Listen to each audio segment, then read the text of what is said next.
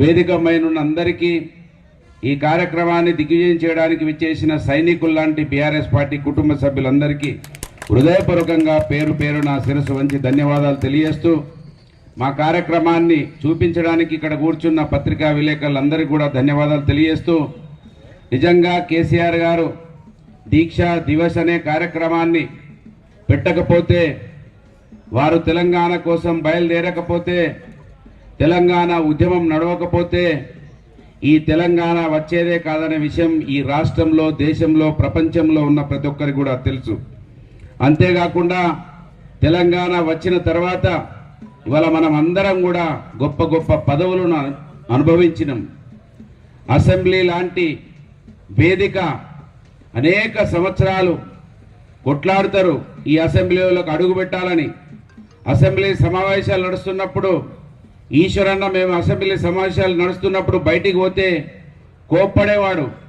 ఇక్కడికి రావడమే ఒక అదృష్టం, ఈ సమావేశాలు జరుగుతుంటే మీరు బయటికి పోవడం ఏందని ఆయన అనేక సార్లు చెప్పినాడు. కనుక మాలాంటి వాళ్ళం కూడా అసెంబ్లీలో అడుగుపెట్టడానికి కారణం కేసీఆర్ గారు తెలంగాణ తీసుకురావడం అనే విషయాన్ని మనం అందరం కూడా గుర్తుంచుకోవాలి. మీ అందరు కూడా ఈ దీక్షా దివస్ యొక్క గొప్పతనం మనం అనుకున్నాం. కాంగ్రెస్ ప్రభుత్వం ప్రజాపాలన గొప్ప పేరు పెట్టిండ్రు, ఇక ప్రజల కోసం పనిచేస్తారు. 10 సంవత్సరాలు ఈశ్వరన్న మంత్రి అయినా కూడా గ్రామంలో ఎంపీపీగా జెడ్పీటీసీ లాగా ప్రతిరోజు నియోజకవర్గంలో తిరుగుకుంటూ ఉన్నాడు. మాలాంటి వాళ్ళం కూడా గ్రామాలు తప్ప పట్టణాలు తెలియకుండా గ్రామాల చుట్టే, ప్రజల చుట్టే తిరుగుకుంటూ ఉన్నాం. ఎవడో మమ్మల్ని కొట్టినట్టుగా, ఎవడో మమ్మల్ని గెలిమినట్టుగా ప్రతిరోజు మిమ్మల్ని హింసించినాం, బాధ పెట్టినాం, మిమ్మల్ని ఉరికిపిస్తూ మేము ఉరికినాం. ఇది అయిపోయింది 10 సంవత్సరాలు. ప్రజలు కొంచెం మాకు సమయాన్ని ఇచ్చిండ్రు, రెస్ట్ తీసుకుంటామని అనుకున్నాం. కానీ కాంగ్రెస్ పార్టీ బుద్ధి మారుతుందా? నమ్మడం మన తప్పు, కానీ నమ్మితే మోసం చేయకపోవడం వాళ్ళ తప్పు అవుతుందని వాళ్ళ మోసాన్ని మాత్రం మళ్ళీ ఈ సమాజానికి చూపిస్తా ఉన్నారు. కనుక కాంగ్రెస్ నమ్మి మోసపోయిన వాళ్ళు బాధపడాలి, కాంగ్రెస్ పార్టీ వాళ్ళు ఇవాళ కూడా బాధపడతలేరు. ఆ విషయాన్ని మనం అందరం కూడా గమనించాలి. కనుక మొన్న నేను హైదరాబాద్లో మేము ఉంటే ఒక మేధావితో కూర్చున్నప్పుడు ఆయన మాట్లాడి 2 కాకుల కథ చెప్పిండు. 2 కాకులు చెట్టు మీద ఉండి కాకులు ఏం చేస్తున్నాయంటే, కాంగ్రెస్ పార్టీ 50 సంవత్సరాల చరిత్ర, తెలంగాణ రాకముందు 10 సంవత్సరాల చరిత్ర, ఇవాళ సంవత్సరం చరిత్ర మనం ఒకసారి ఆలోచించుకుంటే అర్థమవుతుంది. కాకులుండి ఒక కాకి మీద నుంచి రట్ట వేస్తా ఉన్నది. రట్ట వేస్తా ఉంటే అందరి మీద పడుతూ ఉన్నది. అందరి మీద పడుతుంటే అందరూ పరిచయం అవుతున్నారు. అరే ఈ కాకేంది రట్ట వేస్తున్నదని పరిచయం అవుతున్నారు. పరిచయం అవుతుంటే కాకి ఇంకొక కాకి అన్నది, ఇది తప్పు, నువ్వు వాళ్ళను ఎక్కడ పడితే అక్కడనే రట్టేస్తే వాళ్ళు బాధపడుతున్నారు, నువ్వు ఆపాలి, దీన్ని నేను చూసుకుంటా అన్నది. అన్న తర్వాత 50 సంవత్సరాల కాంగ్రెస్ పార్టీ పరిపాలన, మనకన్నా ముందు 10 సంవత్సరాల పరిపాలన మనం మర్చిపోయినాం. కేసీఆర్ గారి పథకాలు, కేసీఆర్ గారి అభివృద్ధి, మేము గ్రామాలలో మీ వెంబడి తిరుగుతుంటే మీకు పిచ్చోళ్ళలా కనబడ్డం. గీళ్ళు గింతే కదా అని అనుకున్నారు. దూరపు కొండలు నులుపనే సామెత తెలంగాణ రాష్ట్రంలో కనబడ్డది, ఇవాళ అనుభవిస్తా ఉన్నారు. కనుక ఇంకో కాకి అనేది నీకు అర్హత లేదు రట్టేసేది, నేను రట్టేస్తా, ఎట్లేస్తానో చూడు అన్నది. ఇవాళ 11 నెలల్లో మనకు కనబడుతున్నది. ఆ కాకి మీద కూర్చున్నది, కావు కావు అన్నది. కావాలంగానే ఇట్లా చూసినాం మనం, చూడగానే డైరెక్ట్ నోట్ల పడ్డది. అదైతే నెత్తి మీద వేసేది కదా, ఇది నోట్లనే వేస్తున్నది. ఈ విధంగా కాంగ్రెస్ పార్టీ పరిపాలన ఈ 11 నెలల్లో రాష్ట్ర ప్రజలకి కాంగ్రెస్ వాళ్ళు చూపించిండ్రు. ఈ దౌర్భాగ్య పరిస్థితి నడుస్తా ఉన్నది. కనుక ఇవాళ కాంగ్రెస్ పార్టీని మనం ఎప్పుడు కూడా నమ్మద్దు. నేను మా మంత్రిలో అనేక వేదికల ద్వారా మొత్తుకున్నా, అది 1000 తలకాల పాము. ఆ పామును ఒకటే తలకాయ కొట్టినాం, 999 తలకాయలు ఉన్నాయి. ఏ నుంచి ఏ విధంగా వస్తుందో తెలియదు కాంగ్రెస్ పార్టీ అని చెప్పినా మా నాయకులు కార్యకర్తలు ఇవ్వాలంటున్నారు. నువ్వు చెప్పుతే మేము పెడ చెవిన పెట్టినవన్నా అని వాళ్ళ బాధపడుతున్నారు. కనుక ఎప్పుడు కూడా కాంగ్రెస్ పార్టీ నిజంగా చెప్పాలంటే ఈ దేశం నుంచి కాంగ్రెస్ పార్టీ ఎప్పుడైతే పోతుందో ఈ దేశం బాగుపడుతుంది, ప్రాంతం బాగుపడుతుంది, మనం బాగుపడతాం. ఇవాళ సంవిధానం పట్టుకొని తిరుగుతున్నటువంటి రాహుల్ గాంధీ ఆయన తాత ఈ మన బాబాసాహెబ్ అంబేద్కర్ రాసినటువంటి రాజ్యాంగానికి ఎన్ని తూట్లు పొడిచిండు, ఇందిరాగాంధీ ఎన్ని తూట్లు పొడిచింది, రాజీవ్ గాంధీ ఎన్ని తూట్లు పొడిచిండు, ఇవాళ వచ్చిన రేవంత్ రెడ్డి ఎన్ని తూట్లు పొడుస్తున్నాడో ఒకసారి మనం అందరం కూడా దాన్ని నెవరు వేసుకోవాల్సిన అవసరం బీఆర్ఎస్ పార్టీ శ్రేణుల పైన ఉన్నదనే విషయాన్ని గుర్తు చేస్తున్నా. ఒక ఆయన ఫస్ట్ మాట్లాడిండు, ఆయన చాలా అద్భుతంగా మాట్లాడిండు. ఏదో మాజీ సర్పంచ్ పేరు చెప్పిండు, ఆయన పేరుంది ఫస్ట్ మాట్లాడిండు. ఏం పేరు అన్నా నీ పేరు? గ్రామశాఖ అధ్యక్షుడు. ఆయన మాట్లాడిండు. ఆ విధంగా వారిలాగా గ్రామాలలో మీరందరూ కూడా చర్చ చేయాల్సిన అవసరం ఉన్నదనే విషయాన్ని ఈ సందర్భంగా గుర్తు చేస్తా ఉన్నాను. తెలంగాణ ప్రభుత్వం రాగానే ఎంక్వైరీ లేచిండ్రు.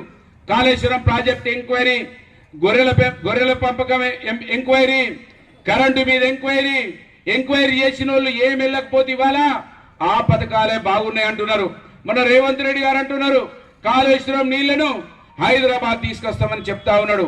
నిన్న సీతక్క గారు చెప్తా ఉన్నారు మిషన్ భగీరథను ప్రచారం చేయండి, మిషన్ భగీరథ నీళ్లు అద్భుతమైన నీళ్లు, ఆ నీళ్లను ప్రజలకు తాగియండి, ఆ నీళ్లు తాగితేనే ఈ రోగాలు రావు హాస్టల్ పిల్లలకని నిన్న ఏది పంచాయతీరాజ్ శాఖ మాత్యులు సీతక్క గారు మాట్లాడుతూ ఉన్నారు. వేప వేప తీయగుండన్నట్టుగా బీఆర్ఎస్ పార్టీ నయం, కేసీఆర్ గారి పాలనే గొప్పదనేది ఇవాళ కాంగ్రెస్ పార్టీ వాళ్ళు కూడా ఒప్పుకుంటారనే విషయాన్ని మనం అందరం కూడా గ్రామాల చెప్పాల్సిన అవసరం ఉన్నది. కనుక మీకు అందరు కూడా తెలియజేస్తా ఉన్నాను, ఇవాళ కాంగ్రెస్ పార్టీ ఏ విధంగా ఉంటుందంటే మా సీను కొన్ని విషయాలు చెప్పిండి ఇప్పుడు కనబడతలేరని, కానీ వాళ్ళు కనబడతలేరని నువ్వు సంతోషపడితే మళ్ళా కథమైపోతావు. ఆ విషయాన్ని మనం గుర్తించాలి. వాళ్ళు ఏం పెడుతున్నారు సోషల్ మీడియాలలో, ఇవాళ వాళ్ళ ఓట్లు వచ్చే పరిస్థితులు లేవు, వాళ్ళు గెలిచే అవకాశం లేదు. మంత్రి నియోజకవర్గంలో చెప్పిన ఎన్నికలప్పుడు నేను ఎమ్మెల్యే గెలిపించుకోండి, ఒక్క రూపాయి ఖర్చు లేకుండా నేనే పెట్టుబడి పెట్టి గెలిపిస్తానని మా కార్యకర్తలకు ఆ రోజు హామీ ఇచ్చిన. ఇవాళ నేను రూపాయి పెట్టడం అవసరం లేదు, మీరు కూడా రూపాయి పెట్టకుండా గెలిచే అవకాశం వచ్చిందని ముందుగానే మీకన్నా ముందు కాంగ్రెస్ వాళ్ళు గమనించారు. కాంగ్రెస్ వాళ్ళు గమనించి ఏం చెప్తున్నారు, బీఆర్ఎస్ పార్టీలో గెలిచిన వాళ్ళు 90% మళ్ళా మా పార్టీలకి వేస్తారని చెప్తున్నారు. ఇక చూసుకోరు మరి మీ జాగ్రత్త. మీరు గెలుతారట మళ్ళీ అటే పోతారంటే మళ్ళీ మేము మిమ్మల్ని నమ్మకుండా, మీ మీద నమ్మకం లేకుండా మీరు ఎవరు గెలిచినా అటు పోతారని మనకే విశ్వాసం, ఒకరినొకరు నమ్ముకోకుండా కుట్రలు మన్నుతా ఉన్నారు. జాగ్రత్త. మీరు ఎవరు పోయినా పోకపోయినా మేము కాంగ్రెస్ పార్టీ వాళ్ళలా కాదు, అద్భుతంగా మీ వెంబడి తిరుగుతాం, మిమ్మల్ని పదవులలో కూర్చోబెడతాం. మీరు మంచిగా ఉంటారా లేదా మీ ఇష్టం, అది మీరు నిర్ణయించుకోవాలి. ఇవాళ కొంతమంది వాళ్ళు మోసం చేసిపోయినరు. 2 నెలలు ముందరనో నెల ముందటనో డబ్బులకో దేనికో అమ్ముడు పోయినరు. పోతే ఎవరు బాధపడుతున్నారు? ఇవాళ పోయినోళ్ళు బాధపడుతున్నారా, మేం బాధపడుతున్నామా? మీకే ఆ విషయాన్ని నాకన్నా ఎక్కువ మీకే తెలుసు. నేను చెప్పిన కాంగ్రెస్ ప్రభుత్వం రాగానే ఇవాళ సివిల్ కోర్టులో ఏదైతే భూమి కేసులో గెలిచిన వాళ్ళు ఇంటికి పోయి ఏడుస్తారు, ఓడిపోయిన వాళ్ళు కోర్టులో ఏడిచి ఇంటికి పోయి నవ్వుతారు. ఇవాళ మనం సంతోషంగా ఉన్నారు, కాంగ్రెస్ పార్టీలో ఉన్న వాళ్ళంతా కూడా బాధతో ఉన్నారనే విషయాన్ని మేము అందరం కూడా గమనించాలి. కనుక కార్యకర్తలు మీటింగ్కి వస్తారు, కష్టపడి వస్తారు, ఎవరి సెల్ ఫోన్లు పట్టుకొని వాళ్ళే చుట్టుపక్కల తిరుగుతూ ఉంటారు. ఈశ్వరన్న 10 సార్లు చెప్తున్నాడు, ఇక్కడ ఉన్న వాళ్ళ అందరం 10 సార్లు చెప్తున్నాం. మరి మీరు కూర్చునే ఓపిక లేకపోతే, వినే ఓపిక లేకపోతే మీరు గ్రామాలకు ఏం చెప్తారు? 10 ఏళ్ళకి అదే చేసిరు, మాకేమొచ్చింది,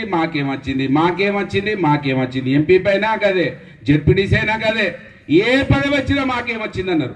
నిజంగా ఏమి రాదు, గౌరవం వస్తుంది. ఇవాళ ఇక్కడికి ఈశ్వరన్న మాజీ ఎంపీపీలు, మాజీ జెడ్పీటీసీలు, మాజీ సర్పంచులను పిలిచిండ్రు. మాజీ అవ్వడం అనేది మన అదృష్టంగా భావించాలి. మీరే గ్రామాలలో చూస్తారు, ఒక ఆయన సర్పంచ్ ఎలక్షన్లు వస్తే నామినేషన్ వేస్తూనే ఉంటాడు, ఒక ఆయన ఎమ్మెల్యే ఎలక్షన్లు వస్తే నామినేషన్ వేస్తూనే ఉంటాడు. ఇక ఆయన గెలవడరా నాయన అని ఈ ఊర్లో కొన్ని సర్పంచ్ సాబ్ అంటారు, ఆడు జీవితాంతం సర్పంచ్. మా మంత్రులు ఆయన ఎమ్మెల్యే అని కూడా అంటాం, ఎమ్మెల్యే సాబ్ నమస్తే అంటాం. కనుక వాళ్ళు ఎప్పుడు కూడా గెలవరు, కానీ గెలిచిన వాళ్ళ మనం అదృష్టంగా భావిస్తలేం. ప్రజలకు పనిచేస్తే గొప్ప అవకాశం అని భావిస్తలేం.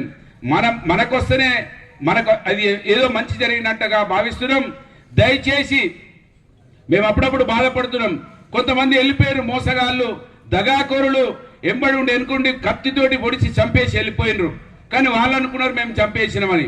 చంపబడదు ఎప్పుడు కూడా బీఆర్ఎస్ పార్టీ కావచ్చు, మా లాంటి వాళ్ళం ప్రజలతోటి ఉండే వాళ్ళం, ప్రజల కోసమే బతికే వాళ్ళం, ఎప్పుడు కూడా చనిపోమనే విషయాన్ని వాళ్ళ మీరు అందరూ కూడా గమనించాలి.